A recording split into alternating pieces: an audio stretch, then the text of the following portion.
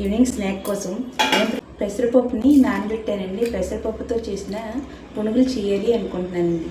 ఇది నానబెట్టి ఒక 1.5 అవర్ అయిందండి. ఇప్పుడు దీన్ని గ్రైండ్ చేసుకు 3 పచ్చిమిరపకాయలని కట్ చేసుకుని వేసుకుంటున్నాను. తర్వాత చిన్న ముక్క అల్లం వేసుకుంటున్నాను కట్ చేసి, జీలకర్ర వేసుకుంటున్నానండి ఫ్లేవర్. ఇప్పుడు బర్గా గ్రైండ్ చేసుకొని సరిపడినంత సాల్ట్ వేసుకుంటున్నాను. మిక్స్ చేసుకుంటానండి. నేను కట్ చేసుకున్నాను కదండి, వీటిని వేసుకుంటున్నాను. ఇందులో కొంచెం వంట సోడా వేసుకుంటున్నానండి. ఇది బాగా మిక్స్ చేసుకుంటున్నాను. లూజ్గా ఉందని 1 స్పూన్ బియ్యం పిండి వేసుకుంటున్నానండి, అదే రైస్ ఫ్లోర్ వేసుకుని బాగా మిక్స్ చేసు. ఆయిల్ బాగా హీట్ ఎక్కిపోయిందండి.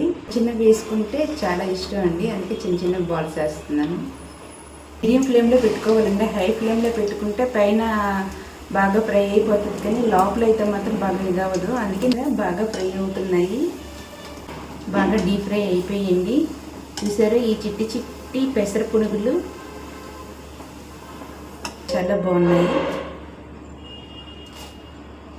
ఈ పునుగులకి కాంబినేషన్గా పల్లీ చట్నీ అయితే చాలా టేస్టీగా చాలా బాగుంటుందండి.